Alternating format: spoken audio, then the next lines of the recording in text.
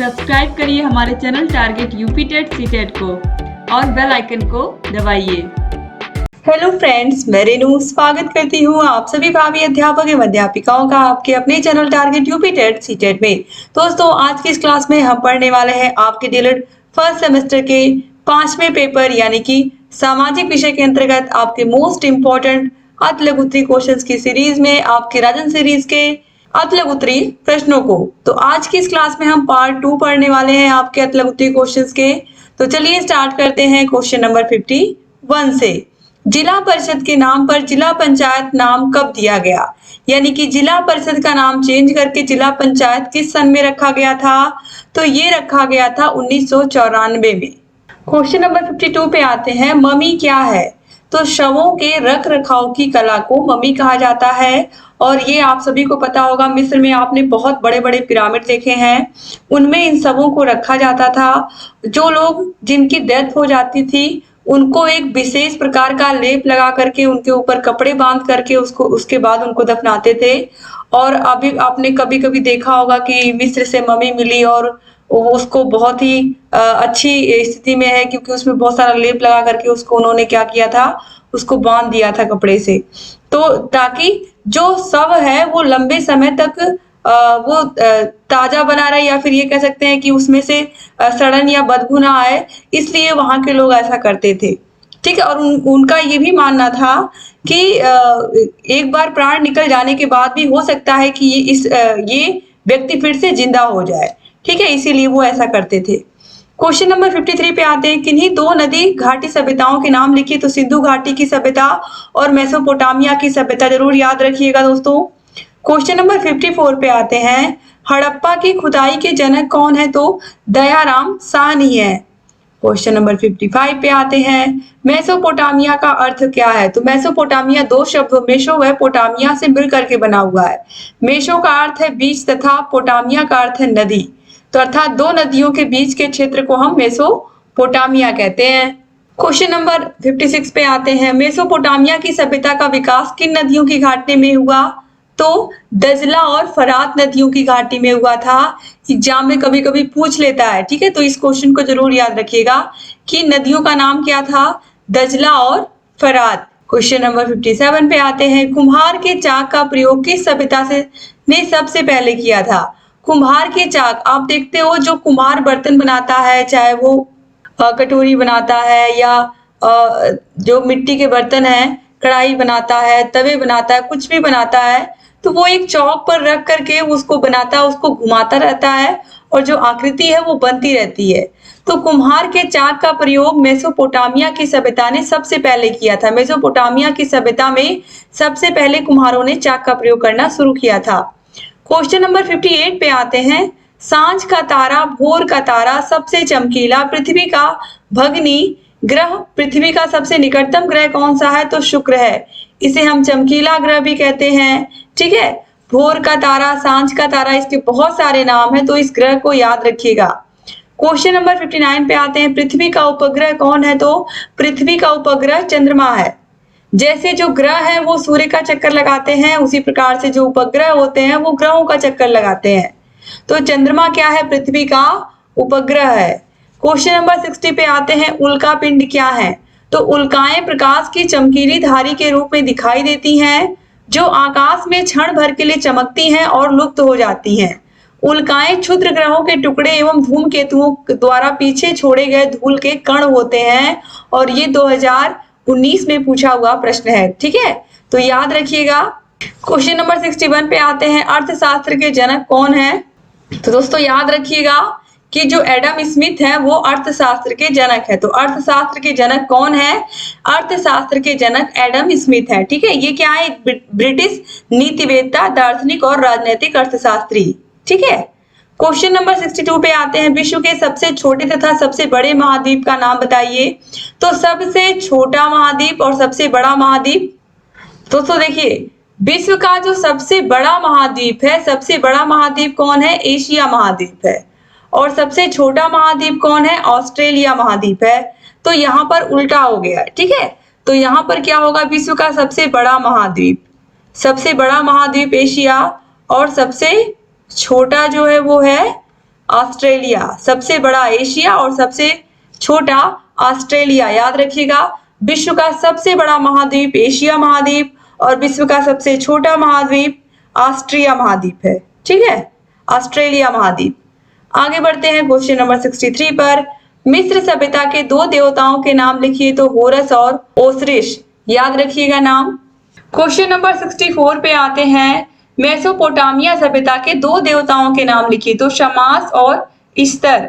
शमास सूर्य को कहते थे और इस्तर रक्षक देवी। क्वेश्चन नंबर 65 है। दो विदेशी यात्रियों के नाम लिखिए, तो मेगस्थनीज, ह्वेनसांग। इसके अलावा मार्को पोलो भी है दोस्तों, इब्न बतूता है। आगे बढ़ते हैं क्वेश्चन नंबर 66 पर। ईसा पूर्व का अर्थ बताइए, तो ईशा पूर्व का अर्थ ईशा से पूर्व है।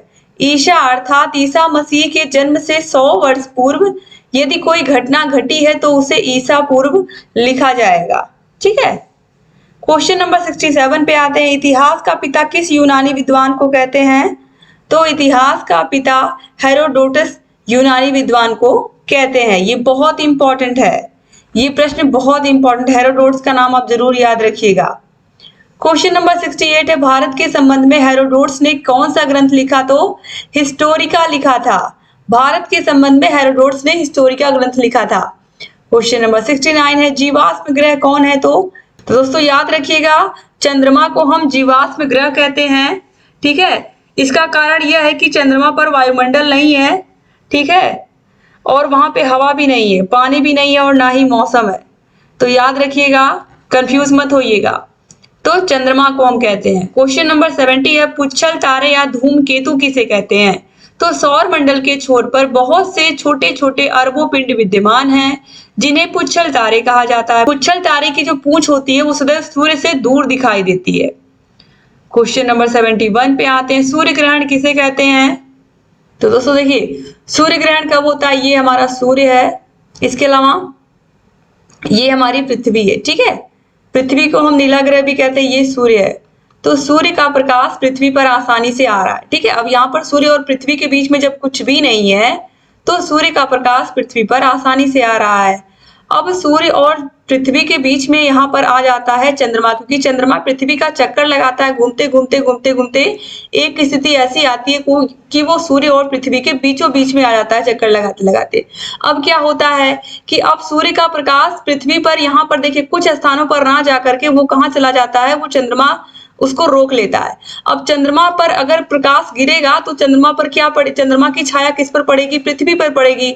और जहां जितनी दूर पृथ्वी पर चंद्रमा की छाया पड़ेगी वहां पर सूर्य दिखाई नहीं देगा, और इसी घटना को हम कहते हैं सूर्य ग्रहण। यहाँ से पृथ्वी से जब हम देखेंगे तो सूर्य हमें पूरा दिखाई नहीं देगा, और इसी को हम कहेंगे सूर्य ग्रहण। ठीक है, तो आपको यहाँ पर समझ में आ गया होगा। और ये कब होता है, अमावस्या के दिन होता है सूर्य ग्रहण।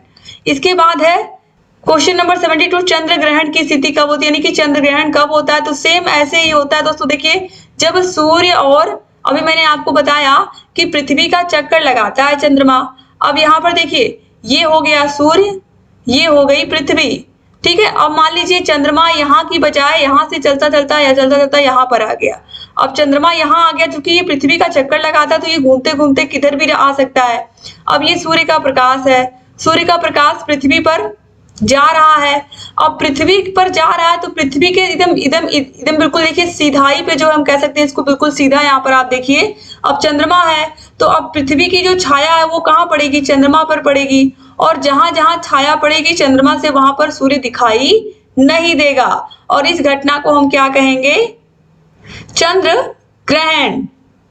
और ये जो घटना होती है ये पूर्णिमा के दिन होती है। तो याद रखिएगा, सूर्य और चंद्रमा के बीच में जब पृथ्वी आ जाती है तो पृथ्वी की छाया कहाँ पड़ने लगती है, चंद्रमा पर पड़ने लगती है। तो इस स्थिति में क्या होता है, चंद्र ग्रहण होता है।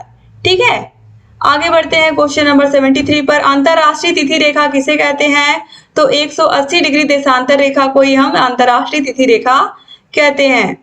क्वेश्चन नंबर 74 पे आते हैं। बौद्ध धर्म के प्रवर्तक कौन थे, तो आप सभी को पता है बौद्ध धर्म के प्रवर्तक गौतम बुद्ध थे।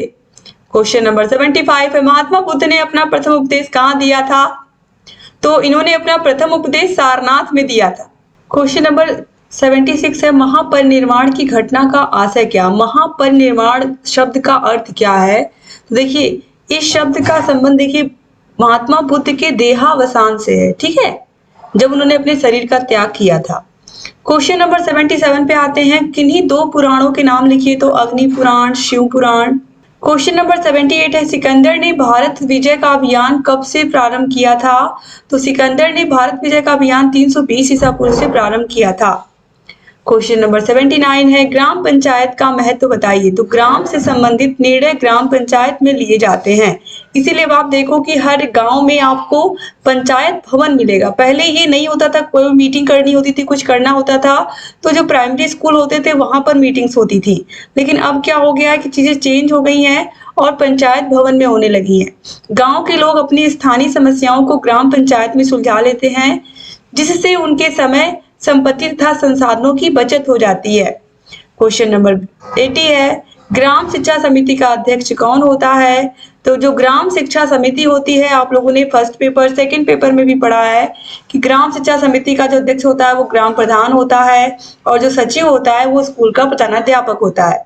क्वेश्चन नंबर 81 पे आते हैं, तो आप देखिए यहाँ पर क्वेश्चन पूछा है कि दीवार में टंगे हुए मानचित्र में ऊपर और नीचे की दिशाओं के नाम लिखिए। तो आप सभी को पता है कि जो ऊपर वाली दिशा होती है नॉर्थ होती है, यानी कि उत्तर होती है, नीचे की दिशा साउथ होती है, दाएं साइड ईस्ट होता है और इधर वेस्ट होता है। तो इस तरीके से यहाँ पर ये पूरा का पूरा, ये आप कोई भी मैप आप इसी के अकॉर्डिंग देखते हो, तो नॉर्थ साउथ ईस्ट और वेस्ट, तो यहाँ पर ईस्ट हो गया, यहाँ पर वेस्ट हो गया, यहाँ पर नॉर्थ हो गया, यहाँ पे साउथ हो गया। तो ऊपर की दिशा में उत्तर और नीचे की दिशा दक्षिण दिशा होती है। तो बस वही चीज लिखा है कि मानचित्र में ऊपर की दिशा उत्तर की ओर होती है और नीचे की दिशा दक्षिण की ओर होती है। क्वेश्चन नंबर 82 है, मानचित्र में नदी और कुओं को दर्शाने वाले प्रतीकों के नाम लिखिए। तो नदी को हम कुछ इस तरीके से दर्शाते हैं और जो कुआं होता है उसको इस तरीके से, ठीक है। क्वेश्चन नंबर 83 पे आते हैं, मानचित्रण करते समय निम्नांकित को प्रदर्शित करने के लिए उनका संकेत बनाइए और लिखिए। तो पोस्ट ऑफिस, ठीक है, तो इस तरीके से पीओ, पोस्ट एवं टेलीग्राफ ऑफिस, तो इस तरीके से पुलिस स्टेशन, तो यहाँ पर आप देखिए पीएस, यहाँ पर संकेत पूछा है तो इस तरीके से शॉर्ट में हम इसको लिख करके लगाते हैं। तो इस तरीके से पोस्ट ऑफिस पीओ, पोस्ट एवं टेलीग्राफ ऑफिस, यहाँ पर देखिए टीओ टेलीग्राम ऑफिस हो गया और पीएस पुलिस स्टेशन हो गया। क्वेश्चन नंबर 84 है, पंचायत व्यवस्था के कार्य करने के 3 स्तर कौन से हैं, तो पंचायती राज व्यवस्था के प्रमुख 3 स्तर हैं, ग्राम पंचायत, क्षेत्र पंचायत और जिला पंचायत। क्वेश्चन नंबर 85 पे आते हैं, सौर मंडल के सबसे बड़े तथा सबसे छोटे ग्रह का नाम बताइए। तो सबसे बड़ा ग्रह है बृहस्पति और सबसे छोटा ग्रह है बुध।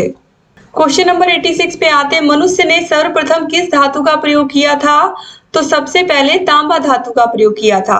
क्वेश्चन नंबर 87 पे आते हैं, सिंधु सभ्यता की लिपि किस प्रकार की थी, तो यहाँ पर पूछा है सिंधु सभ्यता की लिपि बताइए, यहाँ पर स्पष्ट लिखा नहीं है दोस्तों। तो सिंधु सभ्यता की जो लिपि है वो भाव चित्रात्मक है। क्वेश्चन नंबर 88 पे आते हैं, आग की खोज किस प्रकार की गई, तो पूरा पाषाण काल में औजार बनाने हेतु लोग एक पत्थर से दूसरे पत्थर पर चोट मारते थे।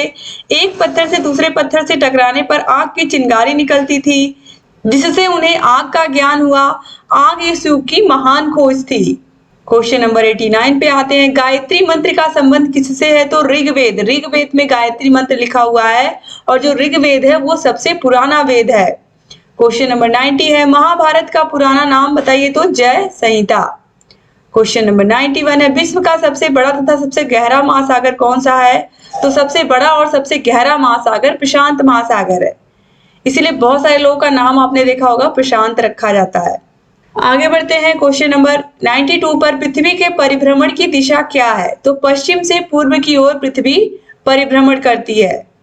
क्वेश्चन नंबर 93 है, इतिहास क्या है, तो मानव विकास के उस काल को इतिहास कहते हैं जिसका विवरण लिखित रूप में उपलब्ध है, जैसे कि मुगल काल हुआ, मध्यकाल, या जिनके बारे में लिखित रूप में हमारे पास प्रमाण है। क्वेश्चन नंबर 94 है, पूरा पाषाण काल की कोई 2 विशेषताएं बताइए, तो इस काल में मानव की जीविका का आधार शिकार था और आग का आविष्कार पूरा पाषाण काल में हुआ था। क्वेश्चन नंबर 95 है, नव पाषाण काल की विशेषताएं बताइए, तो पहिए का आविष्कार नवपाषाण काल में हुआ था। ये बहुत बड़ा आविष्कार था। कुत्तों को पालतू बनाया गया, पालतू जानवर के रूप में लोग यूज करने लगे।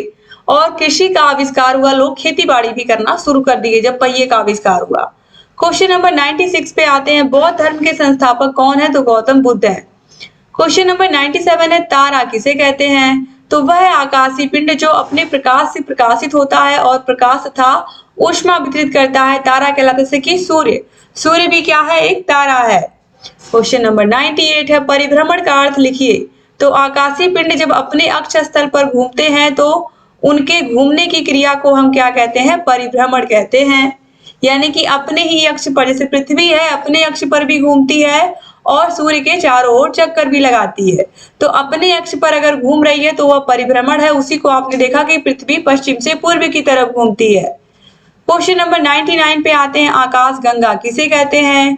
ब्रह्मांड में बड़े बड़े समूहों में खरबों तारे पाए जाते हैं। तारों के ऐसे किसी समूह को आकाश गंगा कहा जाता है। तारों के समूह को ही हम आकाश गंगा कहते हैं। क्वेश्चन नंबर 100 पे आते हैं। क्षुद्र ग्रह कहाँ पाए जाते हैं? सूर्य के चारों ओर ग्रहों तथा उपग्रहों के अतिरिक्त छोटे छोटे पिंड भी चक्कर लगाते हैं। इन आकाशीय पिंडों को ही हम क्षुद्र ग्रह कहते हैं। ये मंगल और बृहस्पति ग्रह के मध्य में पाए जाते हैं। ठीक है, तो कभी कभी एग्जाम में पूछ लेता है कि क्षुद्र ग्रह कहाँ पाए जाते हैं, तो मंगल और बृहस्पति ग्रह के मध्य में या बीच में पाए जाते हैं। तो इस तरीके से यहाँ पर टॉप 100 क्वेश्चंस को यानी कि 2 पार्ट में आपने कंप्लीट किया। उम्मीद करती हूँ आपकी आज की क्लास आपको पसंद आई होगी। डिस्क्रिप्शन बॉक्स और कमेंट बॉक्स में आपको सारे विषयों की क्लासेस की लिंक और राजन सीरीज, पवन सीरीज के सारे विषयों के बहुविकल्पी अति लघु उत्तरीय क्वेश्चंस की लिंक आपको मिल जाएगी। यहाँ पर हमारा कॉन्टेक्ट नंबर दिया हुआ है, इस पर कॉन्टेक्ट करके आप सारी की सारी जानकारी हमसे ले सकते हैं। दोस्तों, जहाँ कहीं कोई भी डाउट है आप हमसे पूछ सकते हैं। अगर आपको 8 विषयों के नोट्स चाहिए, सारे विषयों की क्लासेस, सारे विषयों की मास्टर क्लासेस, सारे विषयों के चैप्टर वाइज टेस्ट, सारे विषयों के प्रीवियस ईयर क्वेश्चन पेपर्स, ये सब आपको मिलेंगे हमारे ऐप अस्तित्व एकेडमी ऐप पर। ऐप की लिंक डिस्क्रिप्शन बॉक्स और कमेंट बॉक्स दोनों जगह आपको मिल जाएगी। तो thank you so much class को पूरा देखने के लिए। चैनल से बने रहिए और सारे क्लासेस को ऐसे ही देखते रहिए। जय हिंद दोस्तों।